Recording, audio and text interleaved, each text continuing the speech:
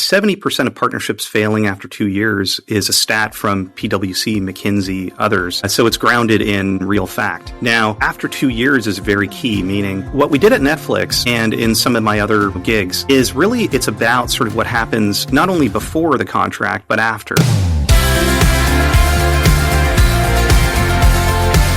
What would happen if we just told the truth? Welcome to TruthWorks, where we dig into the nitty-gritty of leadership and work. And what needs to change. I'm Jessica Neal. And I'm Patty McCord. Our journey together started in HR, but trust us, it's evolved into something wild, honest, and well, a bit rebellious. So throw out the handbook. We're here to redefine rules to work for us, not against us. Let's dive into another episode.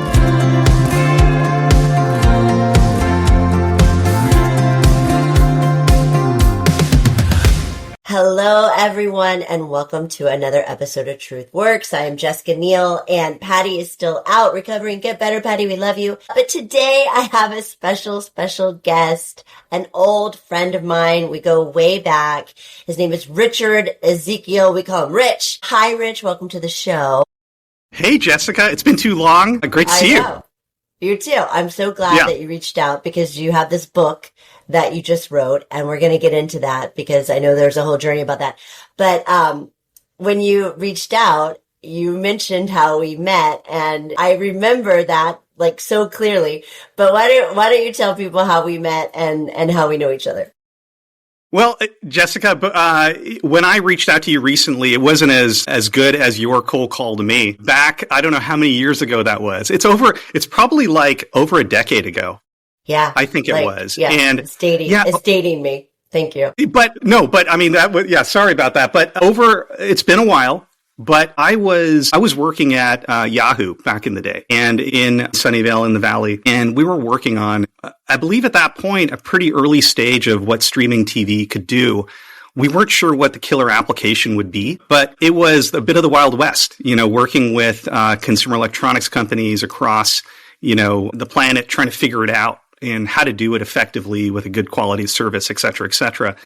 And I don't know how Jessica got my phone number, but it wasn't like I got an email. I don't know how I did either. Yeah. Or, I didn't get an email and it wasn't like, hey, maybe we should talk. It was a voice message on my mobile phone. I didn't know Jessica at the time. She reached out with a voice message that was just a very sort of honest and open and created a relationship with a message on one side. I don't know how she did that I was compelled enough to call her back. She basically was very open. She didn't make it something like, she just said, hey, I'd love to connect. Love to learn more about what you're working on. We're working on some interesting things here at Netflix and would love to make the connection. And it was like, I'm always about making connections. I'm always about meeting more people and understanding how to build my network. That's always been a kind of common thread and theme that I'm always trying to do. And I had heard about Netflix, but at that time, it's kind of hard to believe is that it didn't have that kind of breakthrough of a company that we have seen grow over the last decade. So I was a bit skeptical about how we could work together, but it was more to make the connection with you, Jessica, and kind of learn more what you're working on.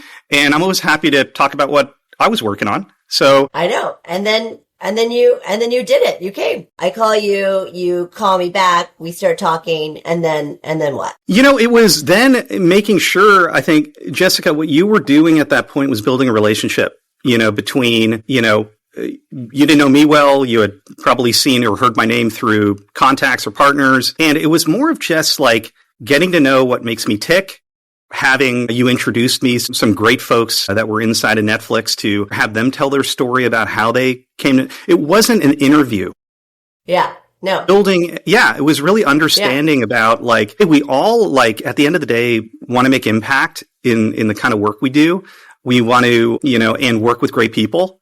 And so, it wasn't an interview from day one. It's like, hey, there's some really great people working on some really hard problems to solve. And it wasn't, but I navigated that for, 6+ months before kind of finding the kind of right kind of role. That was, it was. Yeah.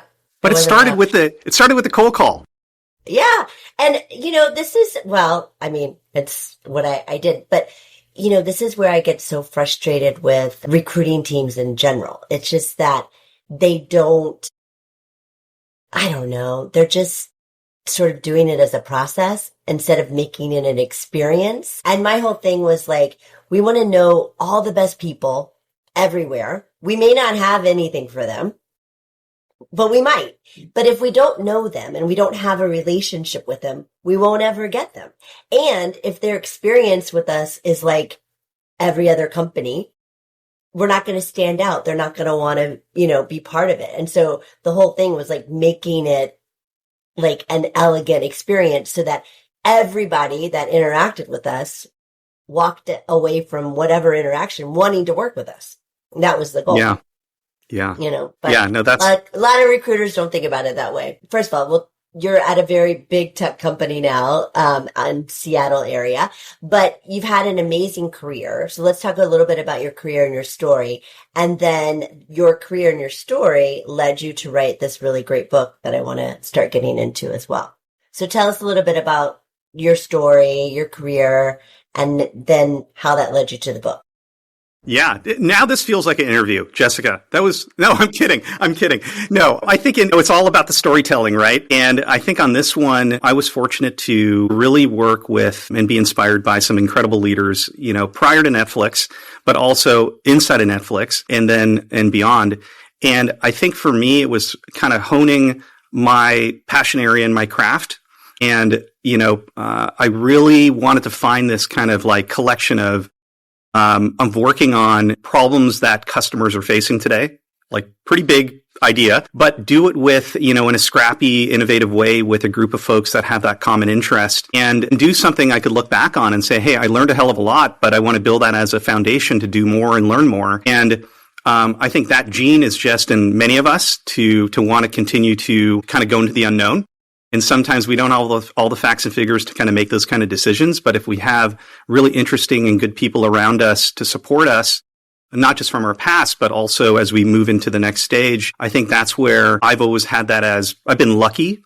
And I think that's been just connecting and being open to connect with folks. And not every relationship that I've started or built, either professionally or personally, is still here today. But at the same time, there are some. For me, starting out in the early days from my first internship with Wired magazine, that was, you probably didn't know that one, but that was quite interesting. I don't know if I knew that one. Yeah. Yeah. That was, I was still. Magazine. Yeah. It was a very cool magazine. It was new at the time. That dates me. But I saw what was happening in terms of, not just, hey, this is a kind of like a boring technical, kind of the last decade of what was happening with mainframe computers and telecom networks were also very interesting, but it was the foundation of what the internet was built upon. Now, my Wired experience was more about like I saw a collection of musicians and artists and folks using the internet in pretty interesting ways. And at that point, I said, hey, I want to really look for a company that's starting to pave the way of what's happening with the internet. And at that point, the World Wide Web was still something that wasn't as prevalent as we use it every other minute today. But I moved over to Netscape Communications at a pretty early stage and was a bit more hands-on doing web development. So, but at that time at Netscape, I had my first interaction with working with partners. We were building a portal, sort of like Yahoo, like a search directory. And we didn't see opportunity to go build a bookstore, for example, which was a startup out of Bellevue at the time, Amazon, or Music Boulevard, who's no longer with us, or Travelocity and others. So I started working even at my day job to, as a web producer and developer, to work with companies that were looking to bring services, and we had an audience to bring to them. And I started to really see that, hey, working with others, solving this through technology could be pretty interesting. I then just sort of focused on product management and product for, I would say the next 5 years or so, kind of honed my understanding of looking at from a customer lens. And then moving into Yahoo is where really I pivoted into solely engaging with externally, but also having a very strong kind of connection with what are we trying to accomplish? What's the problem we're trying to solve for customers? And then the springboard to Netflix, to where there was really I think a very clear inflection point that was occurring between, if it's DVD by mail to stream, and then also the ability, that really critical meeting that you were probably in, Jessica, where, Reed was making a decision to work with others versus continuing to build a Netflix box. Yep. And I remember it clearly. There you go. And folks can search that one and learn more about it. But that was a catalyst to say, how can you do this at scale to bring technology to folks' living rooms in a consistent and quality way? While, the team in Beverly Hills and other areas were building content with Ted and others to just put more on the platform and have more selection. Right. Yeah. The exposure of this comes in all shapes and sizes, from partners and in different cultures and sizes of companies and folks that have different experience. And so I started to see like, oh, wow, this is like, oh my God, like a nest of, I don't know how to codify this. How do I build a framework around this? It's not like when I was in web development or product management. Right. So it just kind of grew from there. I wanted to really focus on the area of where I could kind of connect what I believe I'm getting good at, what I love to do, what companies would actually want to use and leverage my skill set. Yeah, and I think let's tell the listeners a little bit, because I think what you helped us achieve at Netflix was pretty special, and we were at this inflection point, and we were building a Netflix box, and we thought everybody was going to get our box and stream TV shows and movies, and then we quickly realized it wasn't about being on one box, was about being on every device possible, right? And getting people to have access to us, like wherever they had content, right? And it was the transformation was, and I think our realization of that was key, right? Because imagine if we had built the box, right? And we were building it. I was hiring people to make the device in China, right? And then it was quickly like, don't do that anymore. But talk to us a little bit about that story, because I think it's a fascinating story. Goodness. Oh, Jessica, you were at the epicenter of this. I think in terms of sort of like the core competency, it's one of the things I talk about in the book, which we'll get to later, is, kind of core versus context. And I think I learned a lot from Reed. I was very fortunate to have the quarterly connect points for the walks and the advice and inspiration from him. But I think the core aspect of saying, hey, what are we going to focus on as a company? Where are we going to differentiate and build this durability of our value versus where we believe, hey, this is context, meaning not saying it's not important, but, there are experts in, various industries that focus on that as a business. They've optimized costs. I think, some of the challenges in building your own device out of the gate is you got to build a device. You got to figure out the right bill of materials costs, and you got to figure out how to market it, and you got to figure out how to distribute it, and, et cetera, et cetera. And there's much more established brands on the planet that do that. They have existing retail relationships and e-commerce relationships, distribution. And I think there was a core kind of decision there to say like, hey, where do we want to focus on as a company, Netflix? And Reed made at that point, it was probably a hard decision to make because, of course, the teams involved and et cetera. But I think, kind of looking back on it, it was definitely the right approach. And it's been really, I would say, an example that is looked at across not just video streaming, but also many other industries of software as a service to kind of hardware as a platform for distribution. And so then it was, I think, Jessica, that was a very hard decision, but it took the leadership, and it was a very hard decision to make. I'm sure at that time involved people as a very heavy component. And then it was, how do we do it? Yeah. So tell us how we did it. Yeah, I mean, the part of it is to understand, hey, what's already in living rooms? How do folks actually connecting? And at that point in time, not every device that was in a living room had an internet connection. They may have an empty, Ethernet port on the back of a television or a Blu-ray player, but it was mostly used for a firmware update. And so, is it really something that you can? Not many devices even had Wi-Fi. Hard to believe. Right. Yeah. There was no HD or 4K sticks out there, and that was a thing that came a little bit later while I was at Netflix. But at the time, it was gaming consoles, that were probably the most advanced, with the Xbox, PlayStation, being able to connect for multiplayer gaming. That was kind of breaking down the walls of connecting across a network and with other players. And so that was the most robust, also technical platforms that were able to handle the compute required, as well as the, not just the storage on the device, but the ability for enough memory, et cetera, that could handle an application like Netflix. At that point in time, too, we were having companies ship us devices. We had a team that was doing the integrations. And, it was very hands-on. And you help build that team was, you do the integration, you get it to a certain level of quality. But that was where the turning point was, not only in saying, hey, we should, partner with the device ecosystem, but also to develop a motion and program and a set of technology assets that allow partners to integrate it, but allow us to provide, at the end of the day, our goal is the quality of service and experience that we can ensure are brought to our end customers that are using Netflix. So it was really the shift that is difficult in partner programs, or to develop a partner program, is to say, hey, do we understand the product well enough? Do we understand what partner needs are and capabilities are well enough before you turn it into a program? If you start a program from day one, it's actually, it's probably bound to fail, because you really don't know the mechanics and what you're solving for.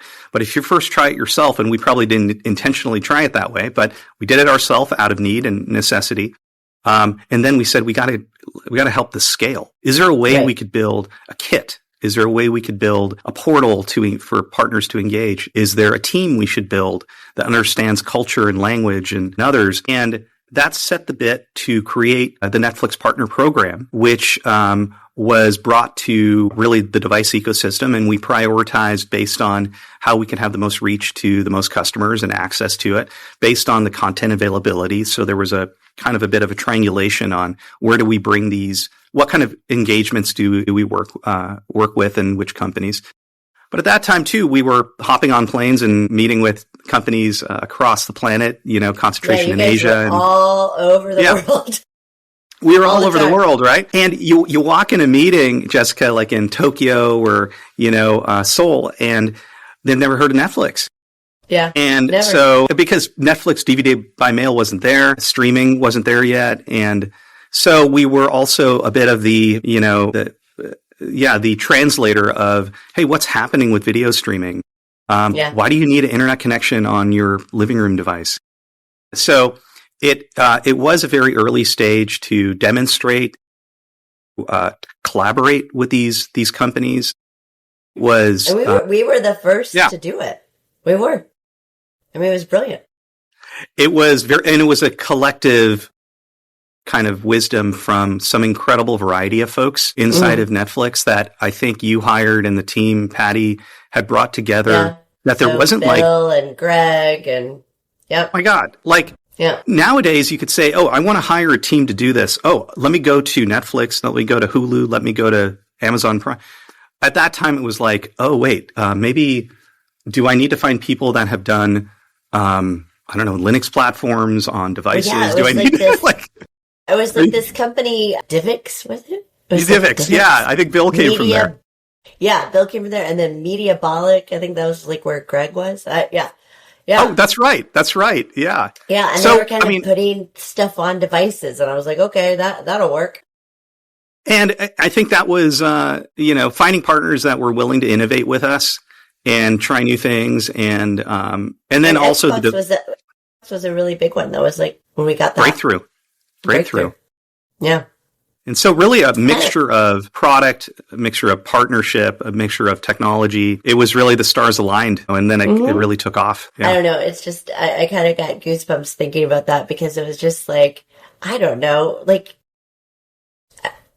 I don't even really remember if I was just like making it up, like literally, but making it thoughtfully, but it was so fun. That was such a fun time. It was so fun. Exactly. I mean, when I look back on it, we were defining, you kind of use the metaphor of building the plane as you're flying it. Like, we didn't even say that. We were on the plane, and we were building this, service. And at the same time, Ted and the content team was building, like, I remember when House of Cards, was launched. So there was also this other aspect of, really content being kind of crossing regions and cultural boundaries, which was also super breakthrough because it had been very siloed. I know. So it's just, it's kind of crazy that we were part of all that. So you have this incredible experience, like not only from Wired where you started, but then you're Yahoo, you go to Netflix and then, now you're where you are. But, what sort of pushed you to write a book and while you're working, which I think is super hard? After Netflix, well, I decided to go join our friend Ein McKendrick. And I think Bethany was there at the time too. Yep, at a scrappy startup. And I hadn't, rolled up my sleeves and been part of a very early stage company. And so it was definitely, I felt at that point, a very risky move. Although probably looking at the outside in, it was probably, not too risky because I had the support system and there's other opportunities, but it felt risky because I was leaving an amazing company. Yeah.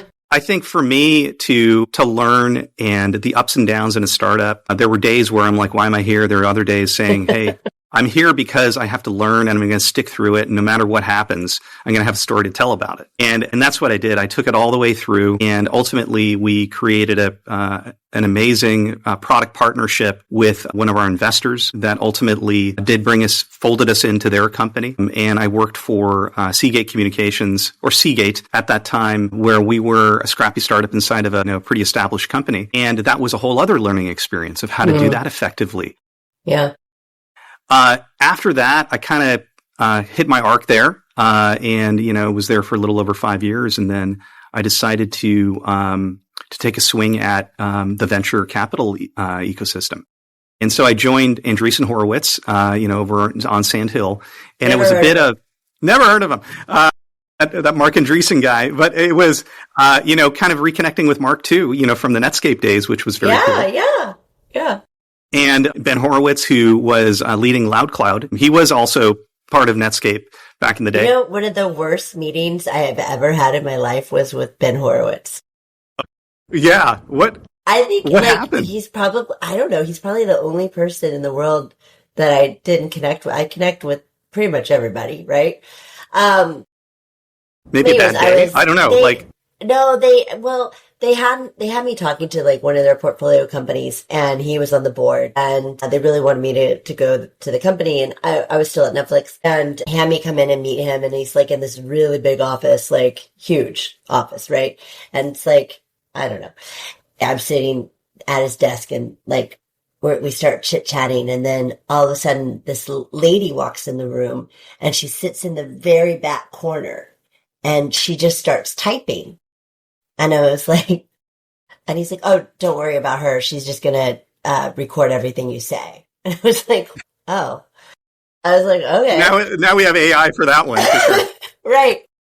I was like, okay. And then he and I got into this like conversation about how it would structure compensation for a company. And he didn't like how I would do it. And we had a pretty special philosophy about it at Netflix, which was pay market. Right. And if you want the best, you got to pay the best. And we were talking about that. And he was like, no, you can't do that. And I was like, I said, well, it's how you asked me how I would think about it. And that's how I would think about it. And so we just kind of got into this. I don't know, maybe he didn't hate me, but like, I don't think he liked me. He was speaking again.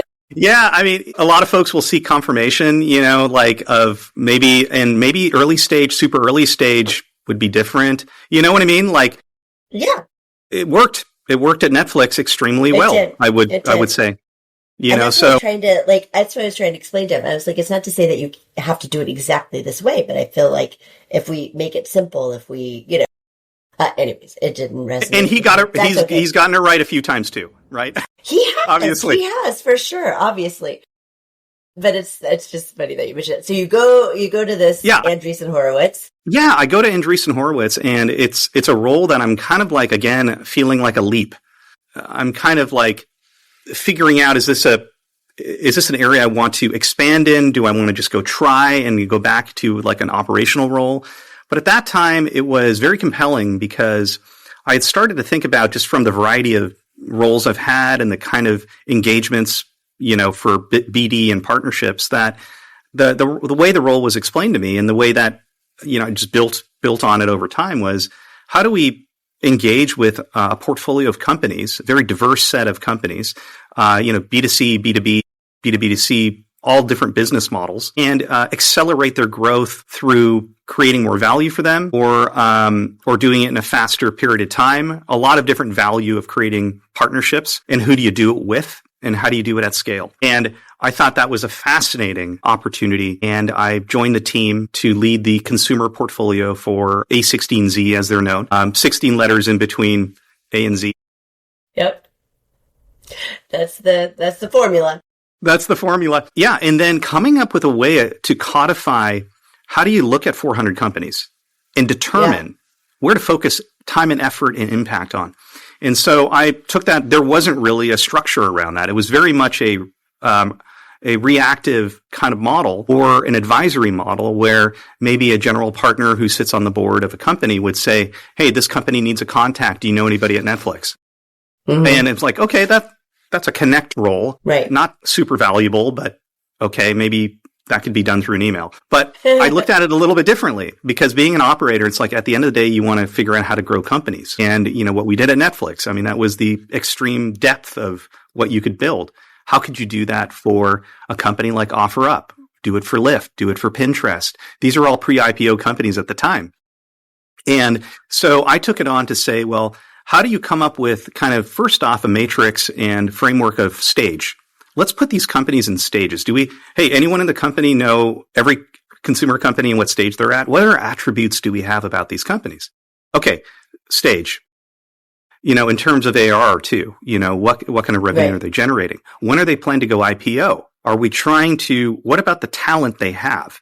Do they have BD and partnerships? Do they not? Is there an inflection point that they're looking to go into a new market? Do they want to go after new customers, or go after a new region or country? And so I started to build a rationale around what stage would be appropriate for me to engage with the CEO of a company, and to approach them to first understand what's their kind of North Star of what they're trying to achieve. What's their kind of the BHAG of, OfferUp or Pinterest, or we could talk about a few of the companies more, but then to align with that CEO and see if there was that chemistry where an outsider, of me coming in, not where I would be a mole from the general partner inside of the company, but really a partner to say, hey, I am here to help grow your company. And is it through partnership? If it's through partnership, let's identify the right contacts that we can then bring a proposal to them and identify the way we can engage and create, if you want to call it the partnership strategy and product, and then the actual, contract, and then get a team to execute it. So it was finding like a framework that could make sense for the right companies. And then I, built out a team there, and we had some great success of how to build out an operation and align very closely with the general partners, because they sit on the boards of several companies, to understand, hey, does this make sense? Should we be spending our time here? And, your question about why the book and how did that come into the picture, I think for me, a key decision point, or at least like light bulb for me, was when I was working with many of these early stage or later stage startups. There was also a very intelligent group of interns that were coming on board inside the firm. And they were, super well educated, and were put into BD and partnership roles to kind of do, kind of entry level for the kind of work I was doing. And they were saying, Rich, how do you do this? There wasn't really a class or for BD or for partnerships. Yeah. How are you building a relationship with the CEO? How are you getting a partnership in place with Amazon or another company?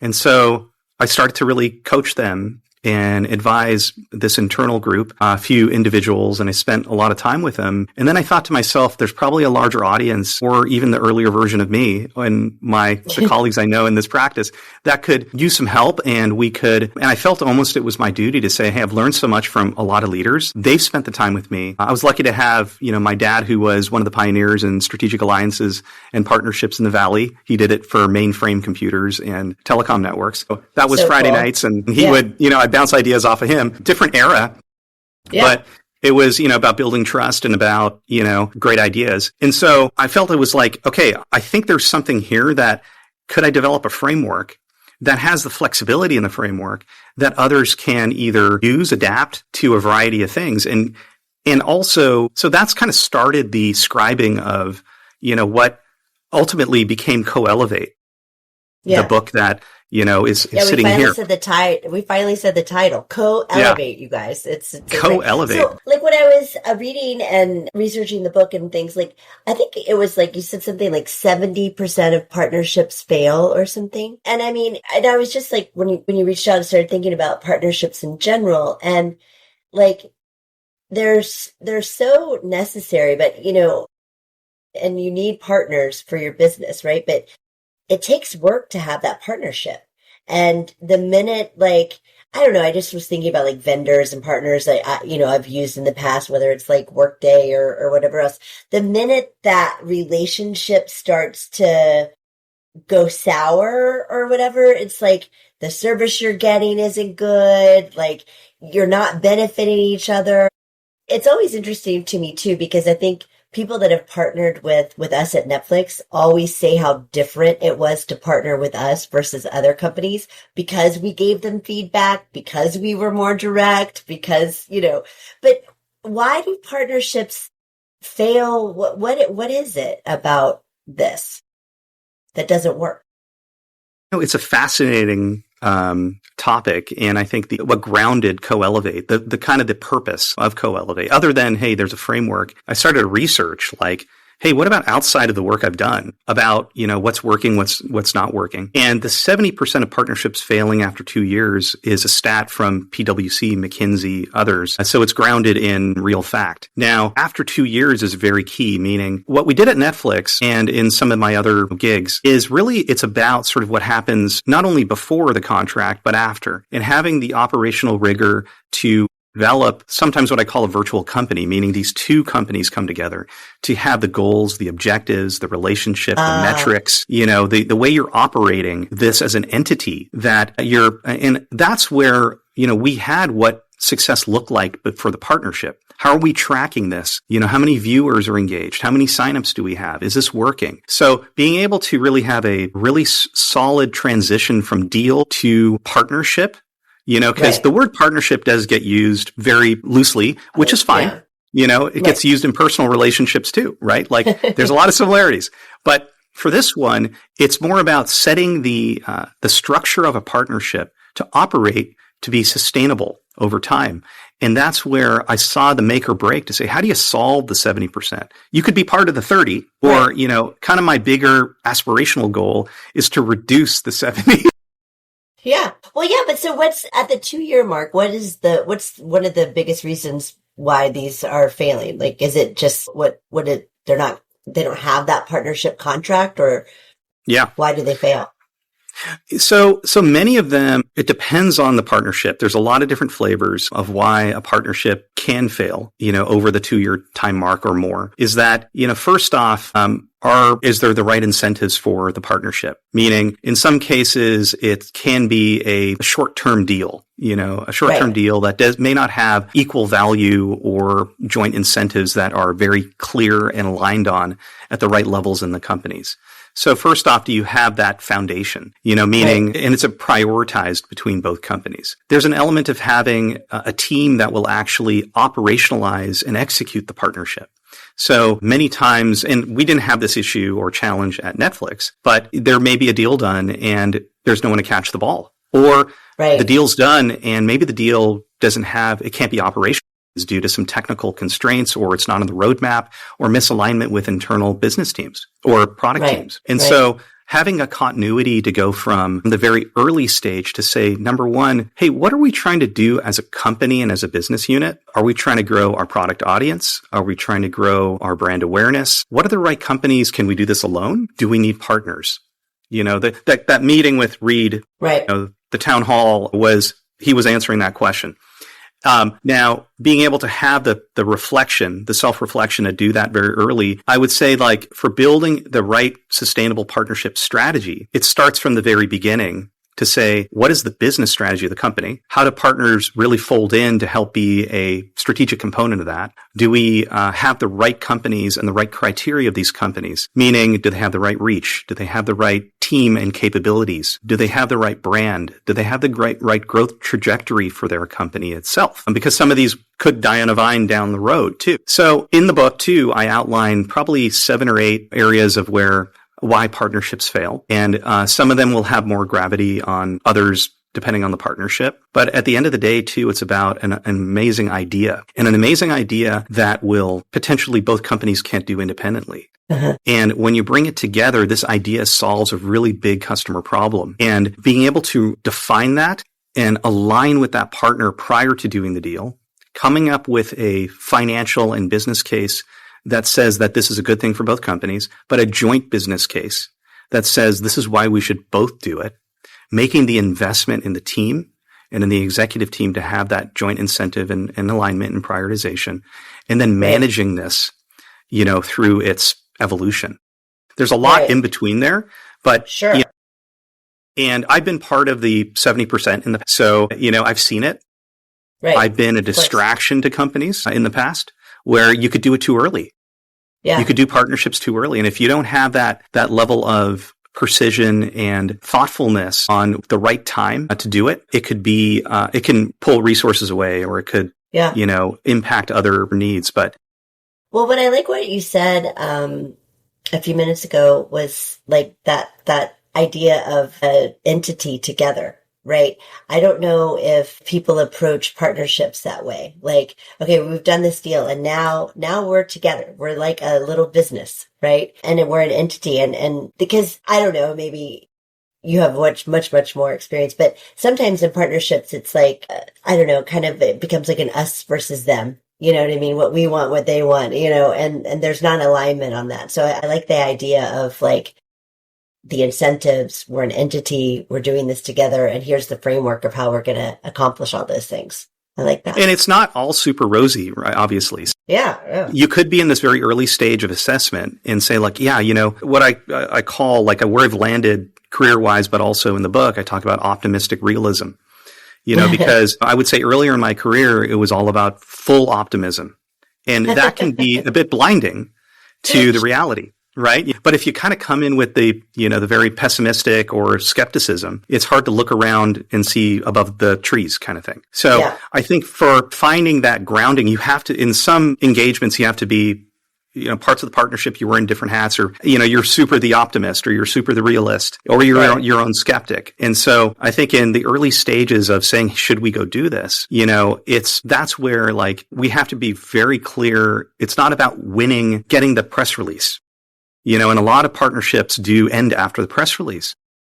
Right. And it's a good milestone to get out there. And if it's the right purpose of press, to kind of flag the market that, hey, come and talk to us. What's the purpose? It's not, is it to show your own kind of milestone and value? But like, hey, at the end of the day, there's other ways in which to create these forcing functions to create both parties to move forward. But hey, maybe it's not right. I go into partnerships saying, hey guys, like, hey, and gals, let's actually figure out, should we go do this? I don't want to start from like I don't know if this is not going to work, I kind of go through the process and say, hey, let's both come to the conclusion that this is maybe not the right thing. Now it's going to get rocky over time. Like you said, there's us versus them. And that is, ensuring that there's an honest and transparent relationship that doesn't have those types of walls and that's hard. Because you're also sort of this window into the other company. And so there's this part of saying, hey, you're an advocate for your own company and ensuring what's best for your own company, but at the same time, being able to be this catalyst to ensure that this partnership is still growing and doesn't create that us versus them. Yeah. It's hard to deflect that. I mean, you have to kind of hit it head on. Totally. Yeah. I love all that you're saying. And I think, what's great about this book and what's great about your experience is that I don't just think that this helps like in a partnership in a work perspective. I think this just helps in partnership in life perspective. Like a lot of what you write about in the book, I think just you have partners all over, your friends, you have, your love partners, you have, I don't know, my kid's really not a partner. He's an employee. It's a little different. Yeah, I hear you. I can relate to that. He's like, you are the boss, Mom. I'm like, I know.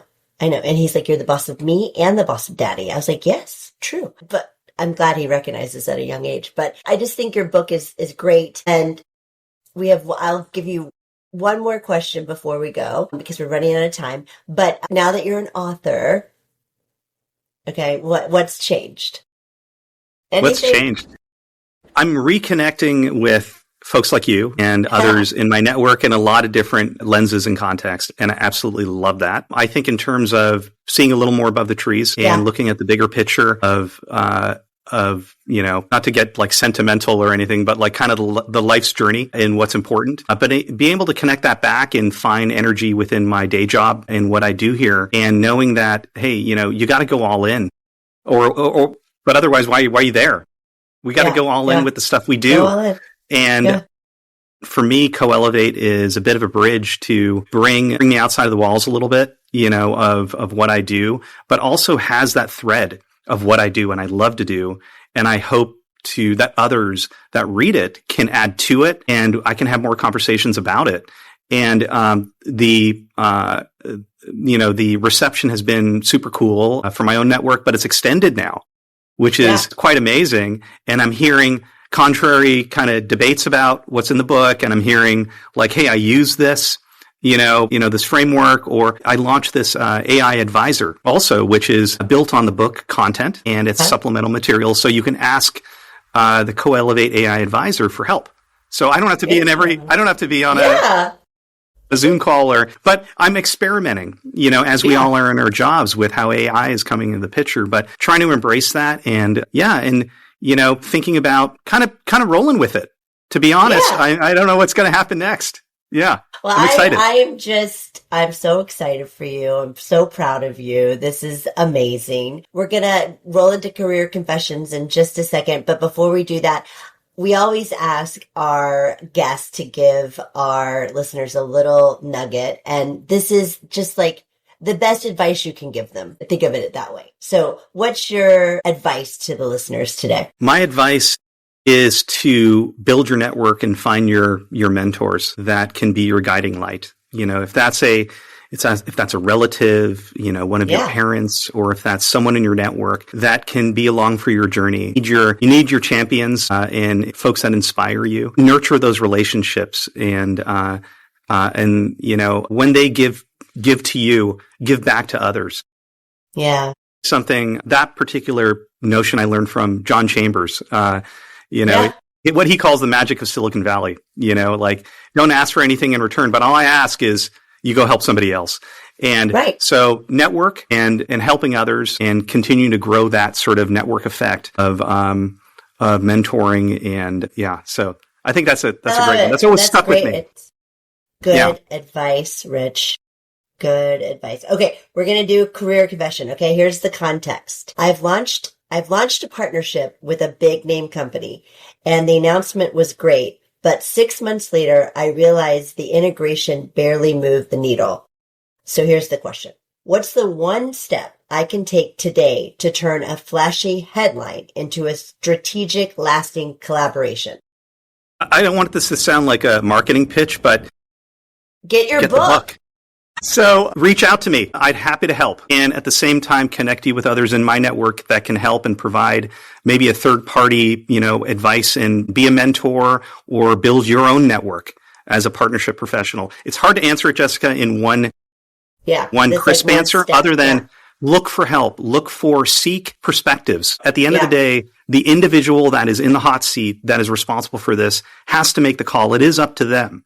But they need perspectives. This is not a discipline that is super predictable and, it's not something taught in school. But hey, at the end of the day, look for that, be the synthesizer, have a point of view and stick to it. That's what folks are looking for is your conviction. Yeah. Love it. Buy Rich's book, COELEVATE. Okay. Rich, where can they find you if they want to find you, and where can they find the book? I'm guessing where all books are sold, they can find the book. And then where can they find you? Yeah. Find me on LinkedIn. Do a quick search on Richard Ezekiel. Find me there. Go to coelevatebook.com.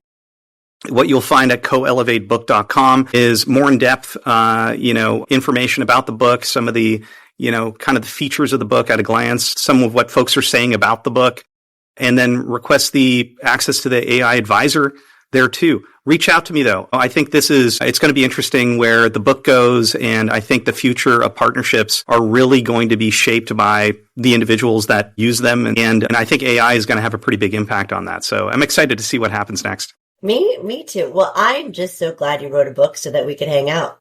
Yeah, that's cool too. Good to reconnect. I love this. It's been way too long. I would give you a big hug if I was with you. All right. Awesome. Yeah. Cool, Jessica. Okay. Thank you, Rich, for coming on, and thanks for writing such a great book. Hey, thank you. Thanks for listening to TruthWorks.